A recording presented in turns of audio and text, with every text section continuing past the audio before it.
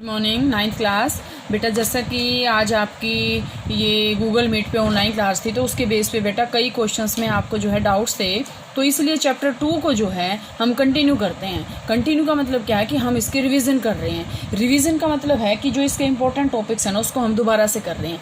देखो सबसे पहले आपके पास चैप्टर का नाम क्या है, is matter around us pure. Is matter around us pure, कि जो हमारे आसपास मैटर है क्या वो प्योर है। तो आपको जो है यहाँ से जो है क्लियर हो जाएगा जो आपके डाउट्स हैं। तो सबसे पहले तो बेटा क्लासिफिकेशन ऑफ मैटर है। अब हम इसकी जैसे टेबल बनाते हैं, आपके पास यहाँ से आएगा मैटर, ठीक है। ये मैटर की जो है क्लासिफिकेशन है। इस मैटर की क्लासिफिकेशन में देखो दो टाइप्स के हैं। यहाँ पे आपके पास आएगा प्योर सब्सटेंस और यहाँ पे आपके पास आएंगे मिक्सचर्स। मैं इस टेबल से ही आपको चैप्टर जो है पूरा रीड करवा देती हूँ। यहाँ पे आपके पास क्या आएंगे, प्योर सब्सटेंस, और यहाँ पे आपके पास क्या आएंगे, मिक्सचर आएंगे। अब प्योर सब्सटेंस में आपके पास क्या क्या आएंगे, प्योर सब्सटेंस आपके पास फर्दर क्लासिफाइड है। प्योर सब्सटेंस के अंदर आपके पास यहाँ पे आते हैं एलिमेंट्स, और सेकंड आपके पास यहाँ आता है क्या, कंपाउंड्स, ठीक है। और मिक्सचर में आपके पास क्या क्या आते हैं, heterogeneous and homogeneous, homogeneous and heterogeneous mixture.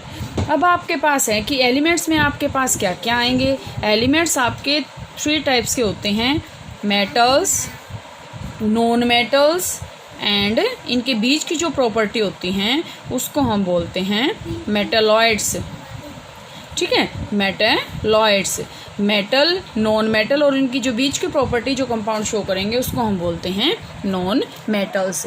इसी तरह आपके पास कंपाउंड्स हैं। कंपाउंड्स में आपके पास क्या आएंगे, कंपाउंड्स में आपके पास आएंगे organic and inorganic, organic and inorganic substance, compound. अब होमोजीनियस मिक्सचर में आपके पास क्या क्या आएगा, ये आपके पास आएंगे सॉल्यूशन, ठीक है। और हेट्रोजीनियस में आपके पास आएंगे कोलॉइडल, और आपके पास क्या आएगा, सस्पेंशन। अब जो है वीडियो कॉल में जो आपके इस पे हुई थी गूगल मीट पे वीडियो कॉल, तो मोस्टली बच्चों की प्रॉब्लम आई थी सॉल्यूशन, कोलॉइडल और सस्पेंशन के बीच में, इसके बीच में आई थी, एलिमेंट्स और कंपाउंड्स में आई थी। तो वो आज जो है हम स्टडी करते हैं। तो सबसे पहले बेटा हम पढ़ते हैं एलिमेंट्स क्या होते हैं। एलिमेंट्स, तो ध्यान से देखना, एलिमेंट्स आपके पास होते क्या हैं। Elements are pure substance, elements are pure substance that cannot be broken, that cannot be broken into simpler substance। Elements क्या होते हैं, प्योर सब्सटेंस होते हैं जिसको हम और छोटे पार्ट्स के अंदर डिवाइड या सिंपल सब्सटेंस के अंदर हम उसको जो है ब्रेक डाउन नहीं कर सकते। तो यहाँ से आपके पास इसका एग्जांपल जैसे मैं लेती हूँ, carbon, hydrogen, oxygen, chlorine, fluorine, nitrogen, ठीक है, आयरन। अब ये क्या होते हैं, प्योर सब्सटेंस है, इसको हम फर्दर जो है और सिंपल सब्सटेंस में हम नहीं तोड़ सकते। तो एलिमेंट्स और कंपाउंड में आपको जो है कंफ्यूज नहीं होना। एलिमेंट्स आपके पास क्या है, प्योर सब्सटेंस है जिसको हम सिंपलर सब्सटेंस के अंदर नहीं तोड़ सकते, ठीक है, जिसको हम सिंपलर सब्सटेंस के अंदर नहीं तोड़ सकते, ठीक है। और आपके पास क्या है, इसमें आपके पास जैसे मैंने अभी बताया है कार्बन, हाइड्रोजन, ऑक्सीजन, क्लोरीन। अब इस एलिमेंट्स में आपके पास क्या क्या आते हैं, metals, non metals and metalloid. क्या आते हैं, metal, non metal and metalloids. अब मेटल मैंने आपको बता रखा है, इसमें आपको कोई प्रॉब्लम नहीं आ रही। मेटल, नॉन मेटल और मेटलॉइड्स। मेटल्स इलेक्ट्रोपॉजिटिव होती हैं, मेटल सोनोरस होती हैं, ये मैंने आपको बता दिया था। नॉन मेटल्स इससे अपोजिट होते हैं। और मेटलॉइड क्या होते हैं, जो मेटल्स की भी प्रॉपर्टी शो करते हैं और नॉन मेटल्स की भी प्रॉपर्टी शो करते हैं, इसीलिए यहाँ पे हम इनको बीच में रखते हैं ताकि इसमें आपको कंफ्यूजन ना हो कि मेटल क्या है और नॉन मेटल क्या है। इसके बाद बेटा जो आपकी नेक्स्ट प्रॉब्लम आ रही थी वो आपके पास आई हुई थी क्या, कंपाउंड। कंपाउंड क्या होता है, ध्यान से देखो। कंपाउंड आपके पास क्या है, ये भी आपके पास है तो प्योर सब्सटेंस, ये क्या है, प्योर सब्सटेंस ही है। बट अगर मैं आपसे ये कहूँ कि ये तो सिंपल सब्सटेंस के अंदर हम तोड़ सकते हैं, अभी मैं एग्जांपल बताऊंगी तो आपको समझ आ जाएगा। प्योर सब्सटेंस है ये, मेड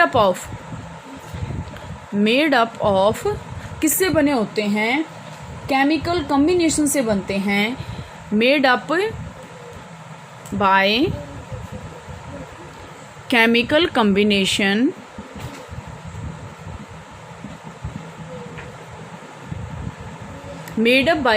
कॉम्बिनेशन ऑफ किसका, एलिमेंट्स का, chemical combination of elements in fixed proportion.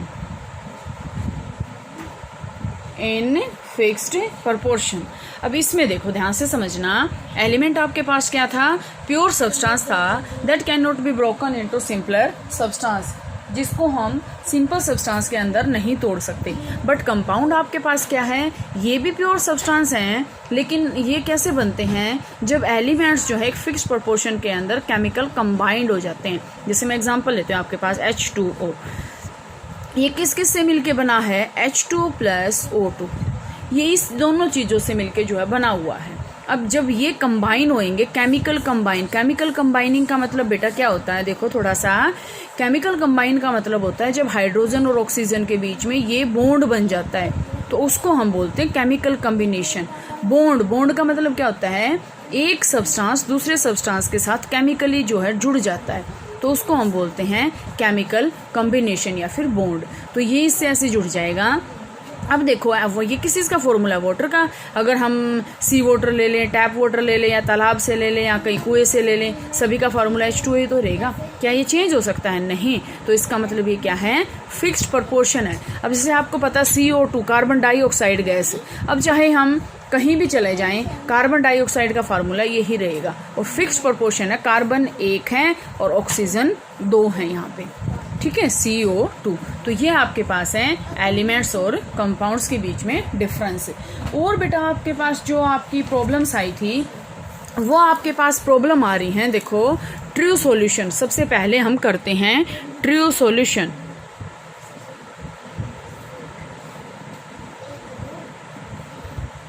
True solution या फिर हम सिंपल इसको क्या कहेंगे, सॉल्यूशन, ठीक है।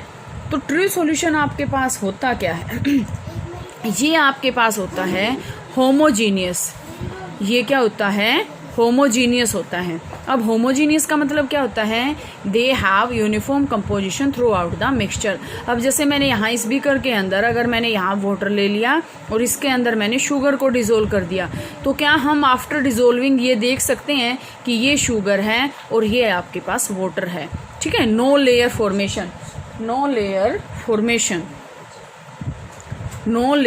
फॉर्मेशन, मतलब लेयर की फॉर्मेशन इसके अंदर नहीं होती। इसके बाद आपके पास आता है कोलॉइडल सॉल्यूशन। कोलॉइडल या फिर कोलॉइड, ठीक है। तो ये आपके पास होता है, देखो हमें देखने के बाद हमें पता चलता है, देखने के बाद तो हमें ऐसा लगता है कि होमोजीनियस है, बट एक्चुअल में क्या होता है, ये हेट्रोजीनियस होता है, ये, ठीक है। हेट्रोजीनियस सॉल्यूशन होता है ये। हेट्रोजीनियस का मतलब क्या है, नॉन यूनिफॉर्म कंपोजिशन। अब जैसे मैंने यहाँ पे वाटर ले लिया, ठीक है, और हेट्रोजीनियस के अंदर जैसे मैं एग्जांपल ले लूँ आपके पास, ये हम क्या कर सकते हैं, इसके हेट्रोजीनियस है ये, तो यहाँ से आपके पास ये क्या होएगा, एक तो इसमें आपके पास क्या है कि हमें लेयरिंग तो नहीं दिखेगी, लेकिन ये हेट्रोजीनियस है, नॉन यूनिफॉर्म कंपोजिशन ये हो सकता है। अब जैसे मैं वाटर के अंदर अगर ग्लू मिला दूँ, वाटर के अंदर मैंने ग्लू को मिक्स कर दिया, गम जो आपका होता है, तो तो वो आपके पास कोलोइडल सॉल्यूशन बनेगा। अब देखने के बाद वो कम्प्लीटली डिसोल्व हो रहा है, होमोजीनियस लग रहा है, लेकिन वो हेट्रोजीनियस हो सकता है। और ये जो है सेटल डाउन नहीं होता कि अगर हम इसको यहाँ पे वाटर के अंदर ग्लू को डिसोल्व करने के बाद हम इसको छोड़ दें तो ग्लू जो है नीचे बैठ जाएगा। No, this is not possible. ठीक है, इसके बाद आपके पास आता है बेटा सस्पेंशन। अब आपके पास आता है सस्पेंशन का मतलब क्या होता है। सस्पेंशन का मतलब होता है कि ये जो आपके पास है इसके अंदर जो सस्पेंडेड पार्टिकल्स होते हैं, मैंने आपको स्टार्टिंग में बताया था सस्पेंडेड का मतलब क्या होता है, लटकना। तो यहाँ पे जैसे मैंने यहाँ पे एग्जांपल ले लिया, मैंने यहाँ पे वाटर के अंदर जो है सैंड, रेत मिक्स कर दिया। देखा भी आपने टैप वाटर कई बार क्या आ जाता है, रेतीला पानी आ जाता है। क्या कहते हैं घर वाले कि भाई इसको थोड़ी देर ढक के रख दो, अपने आप रेत नीचे बैठ जाएगा। तो वो एग्जांपल आपके पास क्या है, सस्पेंशन है। और सिंपल सी बात है, कैसा होता है, हेट्रोजीनियस होता है। पार्टिकल्स जो है हम नेकेड आई से देख सकते हैं, और नेकेड आई से देखने के बाद इसका जो है हम इसको कर सकते हैं सस्पेंशन, कोलोइडल और ट्री सॉल्यूशन। ये आपकी मेन जो है आज प्रॉब्लम्स आ रही थी, यहाँ से ये आपकी क्लियर हो गई हैं। इसके बाद एक प्रॉब्लम आई थी बेटा सेंट्रीफ्यूगेशन, ध्यान से देखना, सेंट्रीफ्यूगेशन। सेंट्रीफ्यूगेशन आपके पास प्रोसेस होता है, हम उससे क्या करते हैं, बटर फ्रॉम कर्ड, दही में से हम मक्खन को अलग करने की जो प्रोसेस अपनाते हैं सेंट्रीफ्यूगेशन करते हैं। देखो मोस्टली बच्चे जो हैं सभी गांव से बिलोंग करते हैं, सबको पता है सुबह सुबह मम्मियाँ जो हैं वो दूध के अंदर या फिर जो दही जमी हुई होती है उसके अंदर रई लगाती हैं, तो वो प्रोसेस होता है सेंट्रीफ्यूगेशन। अब वो अगर हम धीरे धीरे उसको हिलाएंगे तो वो बहुत देर में आएगा घी, लेकिन अगर जैसे ही हमने उसके अंदर रई लगा दी, रई की स्पीड क्या होगी, बहुत ज़्यादा होएगी, वो बहुत ही स्पीड में घूमेगा, वो उसका जो नीचे चक्कर है उसकी जो नीचे हैं तो वो बहुत स्पीड में घूमेगा। तो इसके कारण जो है उसको हम बोलते हैं सेंट्रीफ्यूगेशन, और इस प्रोसेस के द्वारा बटर फ्रॉम कर्ड जो है वो अलग हो सकता है। इसके बाद आपके पास एक जो प्रोसेस है वो आया था आपके पास क्रोमेटोग्राफी।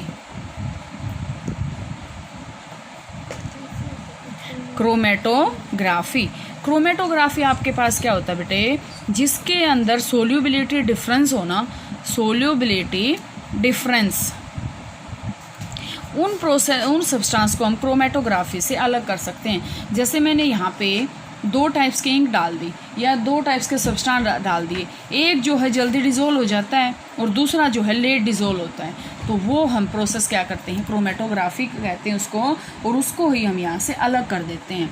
ठीक है, ये आपकी बेटा मोस्टली जो है इम्पोर्टेंट जो चैप्टर्स के अंदर जो टॉपिक्स थे वो यही थे, इसी को आप इसमें करोगे। और आपका जो मैंने आपको आज बताया भी था कल, तो टेस्ट भी है आपका, तो वो टेस्ट आपका होगा और आप यहाँ सेकंड चैप्टर आपका कंप्लीट हो चुका है।